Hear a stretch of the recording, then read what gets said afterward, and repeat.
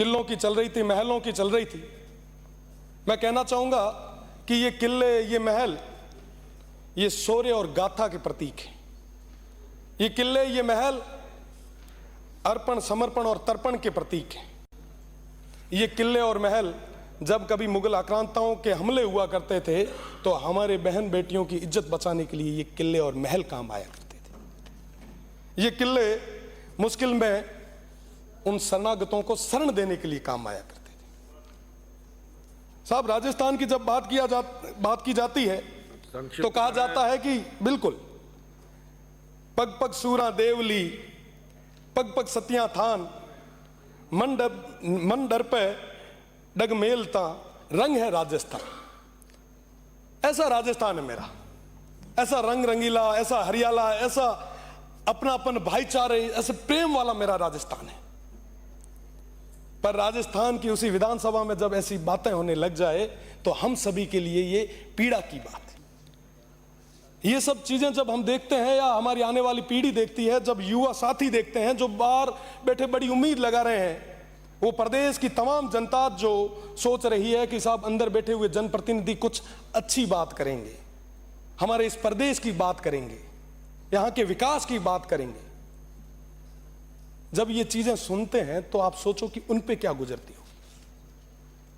जब ये सदन चलता है तो 10-10 किलोमीटर तक बैरिकेटिंग होती है कि माननीय सदस्य अंदर बैठ के इस प्रदेश के मुद्दों पे बात कर रहे हैं, चर्चाएं कर रहे हैं। पर आज के समय में क्या हो रहा है? मैं कोई छोटी बात नहीं करूंगा, मैं छोटा जरूर हूं, पर अब मेरा ये नैतिक धर्म है, मेरी ये जिम्मेदारी है। मैं कहना चाहूंगा उन तमाम लोगों को कि इस सदन की एक गरिमा है, हम सभी की नैतिक धर्म है, नैतिक जिम्मेदारी है कि इस सदन की गरिमा को हम बनाए रखें। आज के समय में साहब हमारे पास खूब सारी चीजें हैं जिससे हम इन तमाम लोगों को मुख्य धारा में ला सकते हैं, पर मुझे ये कहते हुए बड़ा दुख होता है कि चंद लोगों का मल्टीनेशनल कंपनीज पे अधिकार हो गया, जिसकी वजह से ये हमारे तमाम भाई आज भी सब कुछ होने के बाद में भी अभावों में जी रहे हैं। आज के समय में आर्थिक रूप से आर्थिक सामंतवाद एक नया हमारे पश्चिमी राजस्थान में आ चुका है। वोट की राजनीति के लिए एक समाज से दूसरे समाज को लड़ाने की ये जो प्रथा शुरू हो रही है, मैं इसकी कड़े शब्दों में निंदा करता हूं। सभापति महोदय, आज आपने मुझे बोलने का मौका दिया, बिल्कुल लांठा। सभापति महोदय, मैं आपका ध्यान आकर्षित करना चाहूंगा कि बाड़मेर, जैसलमेर और बालोतरा में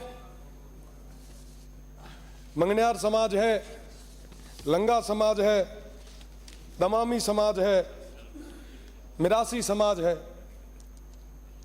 ये तमाम लोग, ये तमाम समाज शैक्षणिक, सामाजिक, आर्थिक और राजनीतिक हर तौर पे कहीं ना कहीं सक्षम नहीं है। आज जरूरत है इन तमाम लोगों को मुख्य धारा में लाने की। साथ ही साथ मैं बात करूंगा हमारे पाक विस्थापित भाइयों की, हमारे गाड़िया लोहार समाज की, हमारे जोगी समाज की, हमारे पशुपालक समस्त जितनी भी जातियां हैं उनकी, हमारे गवारिया समाज की, हमारे अपने ओड समाज की, सांसी समाज की, नाथ समाज की, कालबेलिया समाज की, साथ ही साथ समस्त घुमंतु जातियां और अर्ध घुमंतु जातियां हैं। आज के समय में उनके पास कोई भी तरीके की कोई भूमि नहीं है, वो हमारे अपने हैं। आज हर गांव की स्थिति ये है, वो लोग कहीं गोचर में बैठे हैं या कोई ना कोई सरकारी भूमि पे बैठे हैं। उन सभी को मुख्य धारा में लाने का काम, लाने की जिम्मेदारी हम सभी की। समझ जितनी भी घुमंतु जातियां हैं, पशुपालक जातियां हैं, वो सब लोग अपना जीवन यापन करने के लिए दूर दराज क्षेत्रों में जाते हैं। उनके बच्चे, उनकी आने वाली पीढ़ियां शिक्षा से वंचित रह जाती है। उन सभी को मुख्य धारा में लाने के लिए हमें प्रयास करना चाहिए। विशेषकर में नए छात्रावासों की जरूरत है। मैं सभापति महोदय के माध्यम से निवेदन करना चाहूंगा मंत्री महोदय को कि आप नए छात्रावासों के लिए विशेष पैकेज उस पश्चिमी राजस्थान को दें। साथ ही साथ मैं निवेदन करना चाहूंगा, भील जनजाति की बात आज करूंगा। भील समाज और नायक समाज एक ही है, अलग अलग कैटेगरी में डाल रखा गया। मेरा निवेदन है कि इन सभी को एक साथ किया जाए। साथ ही साथ अनुसूचित जाति के तर्ज पर भील समाज को भी कृषि विद्युत कनेक्शंस में वरीयता दी जाए। ग्रामीण परिवेश से आते हैं साहब, खेती के अलावा कोई हमारे पास ऑप्शन है नहीं। उन लोगों को मुख्य धारा में लाने के लिए इसकी ज़्यादा ज़रूरत है। साथ ही साथ टाडा माडा जैसी योजनाओं को बाड़मेर, जैसलमेर और बालोतरा में रहने वाले हमारे तमाम उन वंचित शोषित परिवारों के लिए, उनके विकास के लिए ये विशेष योजना शुरू करनी बहुत ज़्यादा आवश्यक है। अभी बात चल रही थी थोड़ी देर पहले तक पश्चिमी राजस्थान की। आज के समय में साहब हमारे पास खूब सारी चीजें हैं जिससे हम इन तमाम लोगों को मुख्य धारा में ला सकते हैं। पर मुझे ये कहते हुए बड़ा दुख होता है कि चंद लोगों का मल्टीनेशनल कंपनीज पे अधिकार हो गया, जिसकी वजह से ये हमारे तमाम भाई आज भी सब कुछ होने के बाद में भी अभावों में जी रहे हैं। आज के समय में आर्थिक रूप से आर्थिक सामंतवाद एक नया हमारे पश्चिमी राजस्थान में आ चुका है। वोट की राजनीति के लिए एक समाज से दूसरे समाज को लड़ाने की ये जो प्रथा शुरू हो रही है, मैं इसकी कड़े शब्दों में निंदा करता हूं। ये लोकतंत्र का पावन मंदिर है, इसकी एक गरिमा है। मैं सबसे छोटा हूं, यहां तमाम जितने भी मेरे बड़े भाई बैठे हैं, मैं माफी चाहूंगा अगर किसी को कुछ बुरा लगे तो। ये सब चीजें जब हम देखते हैं या हमारी आने वाली पीढ़ी देखती है, जब युवा साथी देखते हैं जो बाहर बैठे बड़ी उम्मीद लगा रहे हैं, वो प्रदेश की तमाम जनता जो सोच रही है कि साहब अंदर बैठे हुए जनप्रतिनिधि कुछ अच्छी बात करेंगे, हमारे इस प्रदेश की बात करेंगे, यहां के विकास की बात करेंगे। जब ये चीजें सुनते हैं तो आप सोचो कि उन पे क्या गुजरती हो।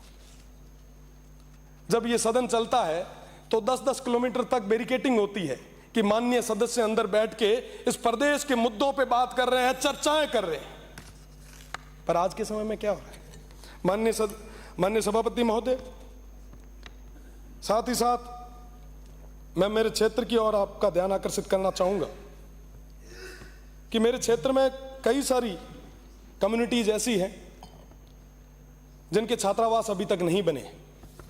मेरा माननीय मंत्री जी से निवेदन रहेगा कि उनके लिए भी बेहतर छात्रावास की व्यवस्था करवाई जाए।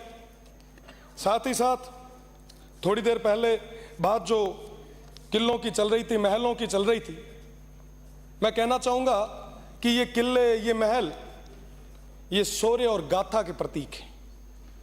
ये किले, ये महल अर्पण, समर्पण और तर्पण के प्रतीक हैं। ये किले और महल जब कभी मुगल आक्रांताओं के हमले हुआ करते थे तो हमारे बहन बेटियों की इज्जत बचाने के लिए ये किले और महल काम आया करते थे। ये किले मुश्किल में उन शरणागतों को शरण देने के लिए काम आया करते थे। साहब, राजस्थान की जब बात की जाती है तो कहा जाता है कि बिल्कुल पग पग सूरा देवली, पग पग सतिया थान, मन डर पे डग मेलता, रंग है राजस्थान। ऐसा राजस्थान है मेरा, ऐसा रंग रंगीला, ऐसा हरियाला, ऐसा अपनापन, भाईचारे, ऐसे प्रेम वाला मेरा राजस्थान है।